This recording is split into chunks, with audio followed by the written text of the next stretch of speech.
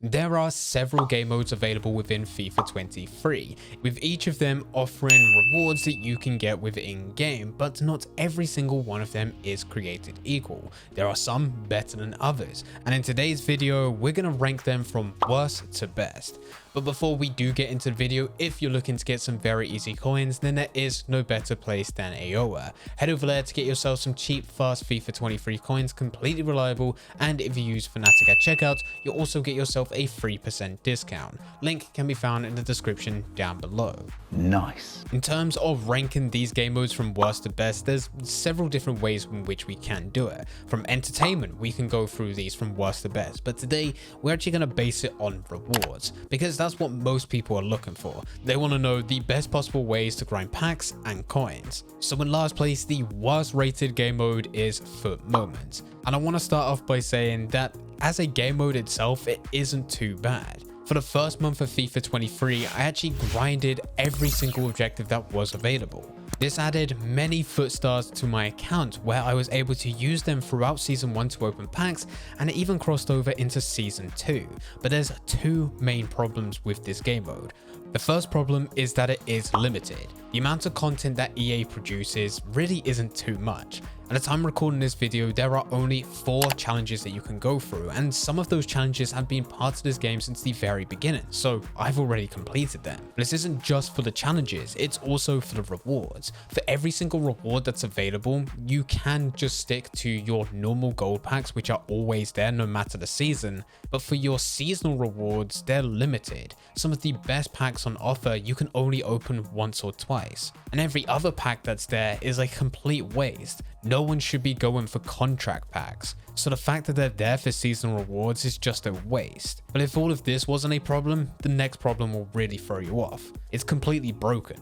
You can still play through this, but you're not going to be rewarded as much if you play through them now at the time recording this video compared to what you did do at the beginning. You'll notice with the text on the right hand side that it doesn't look quite right, as well as the symbol for you to change difficulty is not the same as what was available right at the beginning. And for some of the challenges which were available right at the beginning, which allowed you to change difficulty, you can no longer change difficulty now because it is broken. This does mean that you're going to get less FUT stars for your time, and it's also very boring gameplay. So this is why FUT Moments is last. Next up, we have friendlies. Strictly speaking, from friendlies itself, the only reward that you get is the 500 to 900 coins that you get at the end of the game, which is across every single game, no matter the game mode that you play within FUT.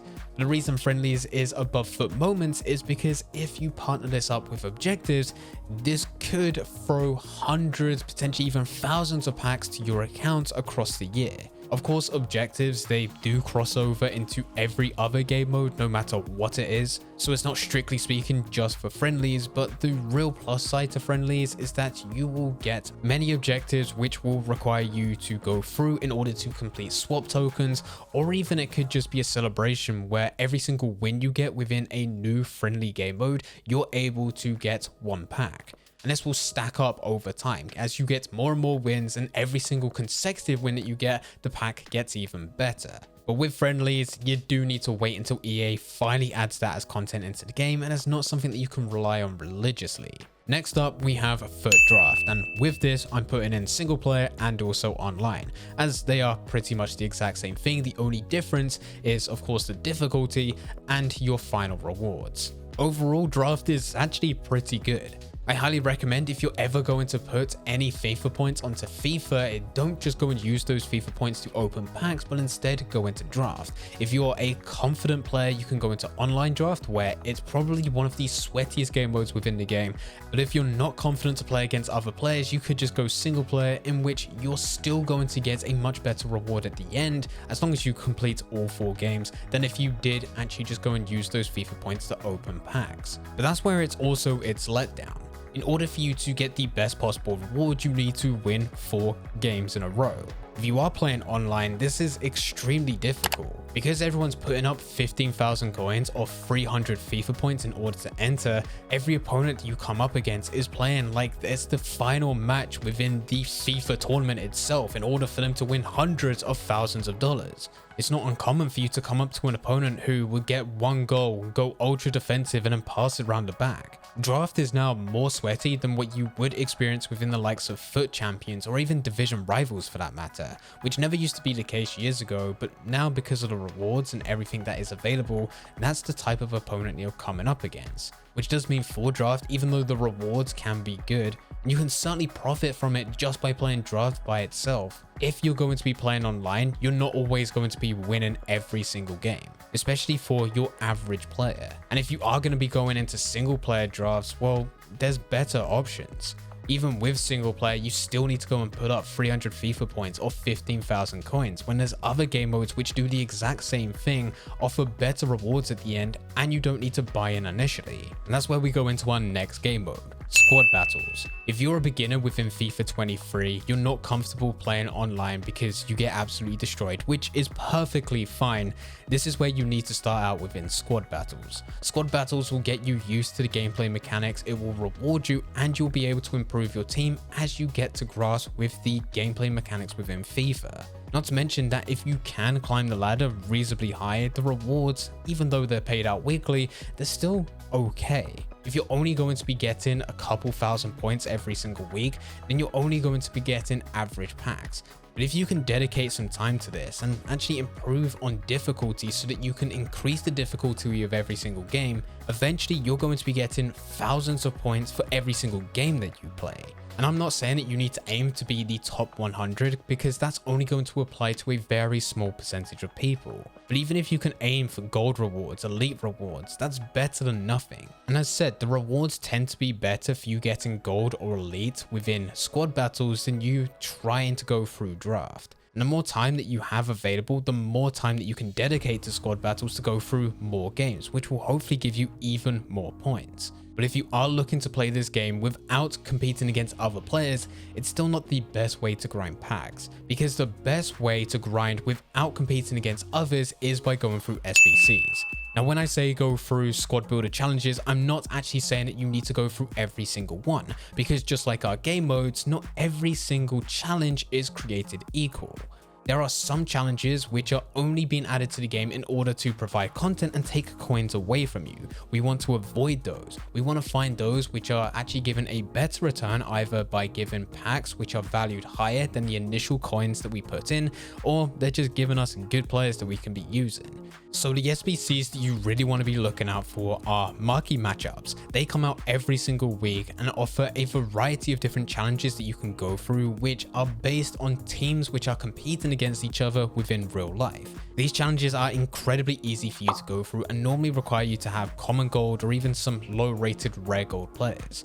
But every single time they're added, you should be going through them because they're incredibly easy. You also have upgrade SBCs. With these upgrade SBCs, they're always available, and it allows you to go through methods such as the bronze pack method, where you can upgrade bronze players to silver players to common gold players, and common gold players to rare gold players. If you haven't done it already, you should also be looking at your advanced SBCs. Advanced SBCs are your hybrid leagues, hybrid nations, and League and Nation hybrids. 12 challenges to go through in total, and even though this year, which is a bit of a disappointing factor, is that they are offering untradeable rewards, it's still worth going through because you can use those untradeable players within your team, or you can just go and throw them back into other SBCs which will give you better players, maybe even tradable. Depending on the time of year will depend on whether or not these are available, but you should also be going through swaps. At the time of recording this video, we just finished the World Cup swaps, in which I managed to go and get Vieira as well as get some other rewards out of it because there were more swap tokens available. And now I'm currently going through the Winter Wildcard swap tokens, which hopefully will give me some rewards available for Team of the Year. But chances are these will not be the last swaps as part of the game. So if you're watching this video at a later date, there will be something available. It may even just be icon swaps, but whatever they are, you should be going through them. With them, they don't just stick to SBCs. Sometimes you can get challenges which will offer you tokens that you can use for swaps, but a lot of the time you'll need to go into friendlies, which will then allow you you to complete objectives, which is what we mentioned earlier. You'll have player picks, which yet again are added based on promos which are available. You can get 81 plus, 83 plus, 85 plus, and when they're there, yet again, you should be going through them. And if EA does ever add them to FIFA 23, we have League SBCs. League SBCs are exactly what they sound like. Their SBCs are based around leagues where you'll need to complete challenges for every single team that is within that league. Last year within FIFA 22, they were added in around December and then carried on being updated to the end of the year. With FIFA 23, we still haven't had them yet, so this is something that we'll need to wait and see whether or not EA does finally add them, but if they do, you should be going through them. Now, if you don't want to just be playing through the menus, that's fine. That brings us to our final two game modes. And of course, it's Division Rivals, which will allow you to play online. With Division Rivals, regardless of your confidence within game, as well as your ability, you should be going through it. And there are two main reasons why. The first reason is that it doesn't matter if you lose. Division Rivals now has checkpoints. This checkpoint is every couple of games depending what division you're in. Once you reach that checkpoint, no matter how many games that you lose after it, it doesn't matter. You'll still be in the exact same position. So you have endless attempts in order for you to just get 3 or 8 wins every single week for you to get your weekly rewards. The second reason that you want to go through this is even if you're unable to get wins, which I am very confident that you will be able to get wins if you keep on playing, there's also another way in which you can be rewarded without winning games, and that's through your seasonal milestones. Your seasonal milestones require you to play 20, 50, or 90 games. And I want to put emphasis on that. That's not win 90 games, that's play 90 games. So even if you go into Division Rivals and you lose, as long as you do not forfeit the match and you go all the way to the end where you see the end screen, it adds coins to your account, you will still be rewarded. The downside to this is that yes, it's based on your seasonal milestones, so you'll need to wait until the season ends, which is on average about 40 to 50 days. But as said, that is worst case scenario, that if you go into every single game, even within Division 10, you lose everything. For most people, you will be able to win every other game. So you will be able to claim your weekly rewards, as well as you'll also be able to claim your seasonal rewards. And finally, that leaves FUT champions. Once you build up enough qualification points, which is only 1,250, yet again, you get gifted these no matter whether or not you win or lose. You just get slightly more if you win. You will be able to reach this goal and you will be able to enter into the FUT Champions playoff. Now with the FUT Champions playoff, yet again, you are rewarded no matter where you place, but you will be gifted better rewards the more games that you win. And the ultimate goal for the playoffs is for you to just get 4 wins. If you get 4 wins and lose another 4, you'll get 20 points. And 20 points will allow you to enter into the FUT Champions Final, where you can play into the Weekend League and unlock even more rewards. The tactic that I do, because I really am not a competitive player, and I'm not even that good of a player when it comes to playing games. But I'll go through Division Rivals, make sure that I get my 1,250 points. I'll then go into the FUT Champions Playoff, where I will get my 4 wins and then forfeit the rest, and then I'll go into FUT Champions, and dependent on the gameplay will depend on whether or not I play. If it's good gameplay, I'll try to play as many as possible for that weekend. It does depend on how much time I have as well. But if it's bad gameplay, I will forfeit all 20 games. But this is the good thing. With FUT Champions, even when you lose a game, you're gifted 1 point, which will allow you to progress. But chances are, after about 5 losses, you'll come up to other opponents who are doing the exact same thing. They're either not going to be that good at the game, which leads to it being an easier game in itself, or you're going to come up to an opponent who is going to forfeit before you can forfeit. They'll score an own goal and then quit. And we even put this into a test where I tried to forfeit 20 games and ended up having 40 points, which really isn't too bad. So here are all the game modes ranked from worst to best in terms of how rewarding they can be. If you do have any questions about anything, then please feel free to leave them in the comment section down below. But anyway guys, I hope you guys did enjoy. If you did enjoy, don't forget to leave a like and subscribe. But for now, I'm going. So see ya.